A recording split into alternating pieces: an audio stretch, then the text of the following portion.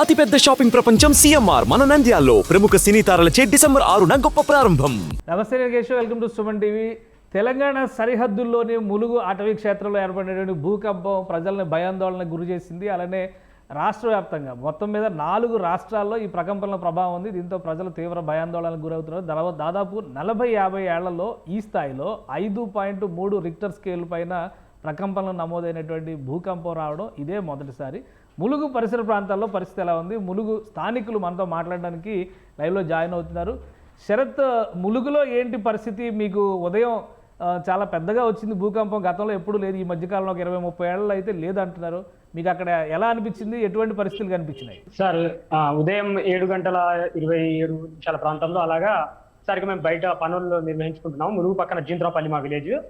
అయితే ఈ క్రమంలోనే స్కూల్కి వెళ్ళడానికి సిద్ధంగా అవుతున్నటువంటి మా పాప టిఫిన్ చేస్తున్న క్రమంలో బెడ్రూమ్ లో ఒక్కసారిగా వస్తువులు వచ్చేసి బీరువా కానివ్వండి, ఇవన్నీ కూడా ఒక్కసారిగా వెనుక వైపు ఉండడం వల్ల అవి శబ్దం రావడం జరిగింది ఒక్కసారిగా. సో దాంతో పరిగెత్తుకుంటూ మా పాప బయటకు వచ్చి ఏడుస్తూ బయటకు వచ్చింది, ఏదో సౌండ్ వచ్చింది డాడీ అనేసి. అయితే మళ్ళీ నేను ఆ సెకండ్ గ్యాప్ లో కొంచెం వెళ్ళి చూసిన తర్వాత అలాంటిది ఏమైతే నాకు లోపల అంటే మాకు కనిపించలేదు. అంటే ఆ 2-3 సెకండ్ల వ్యవధిలోనే ఇదంతా జరిగింది సార్. దాని తర్వాత వరుసగా మాకు ఫోన్లు రావడం జరిగింది. ములుగు నుండి, చుట్టుపక్కల విలేజెస్ నుండి ఇవ్వండి, ఇటు మేడారం సైడ్ నుండి ఇట్లా ఫోన్లు రావడం జరిగింది.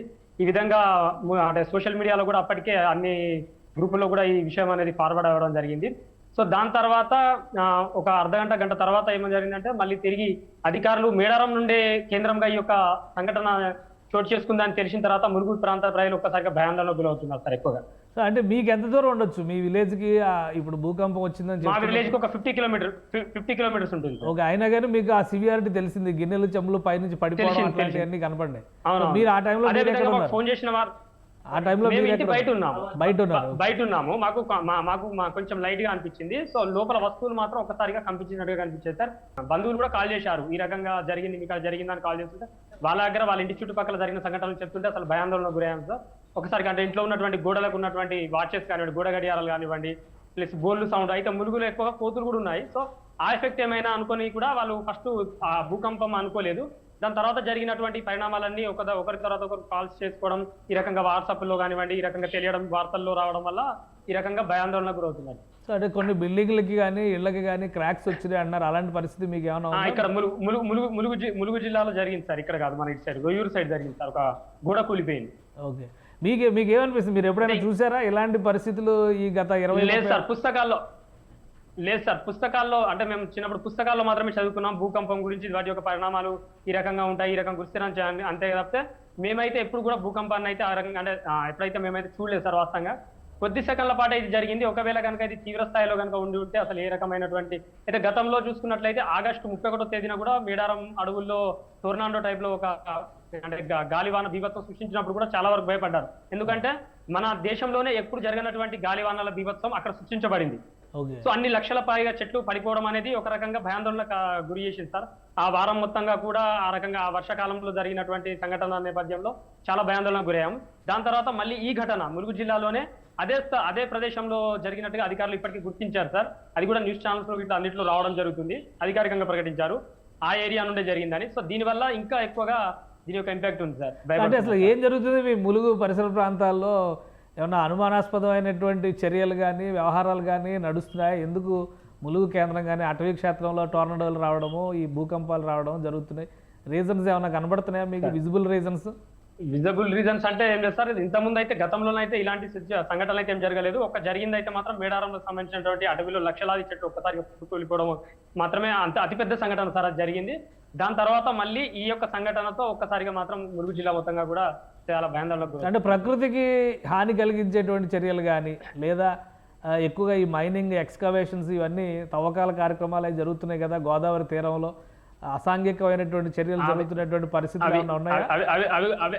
వాటి పర్యవసానం కూడా ఉండదు సార్. అవి కూడా కారణాలు కావచ్చు అనుకుంటున్నారు చాలా వరకు అయితే ప్రజలైతే ఈ రకంగా కూడా అనుకుంటున్నారు. రైట్, ఇప్పుడు ప్రజెంట్ సిచ్యువేషన్ అయితే నార్మల్ గా ఉందా? ప్రజెంట్ అయితే నార్మల్ గానే ఉంది సార్. కాకపోతే కొంత అయితే ఉదయం జరిగిన సంఘటన తర్వాత ఈ వార్త అంటే ములుగు నుండే ఈ సంఘటన అంటే ములుగు జిల్లా కేంద్రానికి సమీపంలో ఉన్నటువంటి మేడారం టోర్నడో సంబంధించినటువంటి గాలి వాన బీభత్సం ఎక్కడైతే సృష్టించిందో ఈ ఏరియా నుండే జరిగింది అని వార్తల్లో వచ్చిన తర్వాత ఎక్కువ శాతంగా మొత్తంగా కూడా ఫోకస్ మొత్తంగా కూడా ములుగు పైన పడింది సార్. సుదూర ప్రాంతాల్లో అంటే మా అత్తగారి ఇళ్ళు కానివ్వండి, హైదరాబాద్ నుండి కానివ్వండి మాకు కాల్ చేసి మాట్లాడుతున్నారు. అంటే ఏ రకంగా ఉంది పరిస్థితి, అక్కడ మీ ఏరియా నుండి అనేది చూస్తున్నారు అన్ని మీడియా ఛానళ్లలో. వస్తుంది, ప్లస్ సోషల్ మీడియాలో కూడా మీ ఏరియా నుండే వస్తుంది కదా, ఎలా ఉందని చెప్పి కొంత భయానందం గురై అయితే మాకు కాల్ చేస్తున్నారు సార్. సో ఇప్పుడంతా సాధారణంగా ఇప్పుడంతా నార్మల్గానే ఉంది. నార్మల్ గానే ఉంది. రైట్. అంటే ఒకసారి ఆ 5.3 రిక్టర్ స్కేల్ పైన వచ్చిన తర్వాత కొంచెం తర్వాత కూడా ఆఫ్టర్ షాక్స్ ఉంటాయని చెప్పని శాస్త్రవేత్తలు అంటున్నారు. కాబట్టి పెద్దగా టెన్షన్ పడాల్సినటువంటి పరిస్థితి అయితే ఏమీ లేదు. సో మీరు ధైర్యంగా ఉండండి. థ్యాంక్ యూ, మీరు అక్కడి నుంచి అప్డేట్స్ ఏం జరిగింది అనేది వివరించినందుకు. ఇది ములుగు కేంద్రంగా అంటే మేడారం అటవీ క్షేత్రంలోనే ఇటువంటి ఘటనలు జరగడం అనేది ఆ పరిసర ప్రాంతాల ప్రజల్ని భయాందోళనకి గురి చేస్తున్నాయి. అక్కడ ఏదైనా ప్రకృతి విధ్వంసం జరుగుతుందా లేదా అనుకోని రీతిలో ప్రకృతి తమ పైన ఆగ్రహం చెందిందా అనేటువంటి ఆందోళన కనిపిస్తుంది. అయితే 5.3 రిక్టర్ స్కేల్ పైన భూకంపం తీవ్రత నమోదైనప్పటికీ పెద్ద సివియర్ డిస్టర్బెన్సెస్ ఏమీ జరగలేదు. ప్రజలు మాత్రం ఆందోళన చెందుతున్నారు. శాస్త్రవేత్తలు చెప్తున్నటువంటి దాన్ని బట్టి పెద్దగా ఆందోళన చెందాల్సినటువంటి అవసరం లేదు. ఇది సాధారణంగా జరిగేటువంటి భూమి లోపల సర్దుబాటులో భాగం అనేది వారి విశ్లేషణ. సో ఇది స్పెషల్ డిస్కషన్. Keep watching.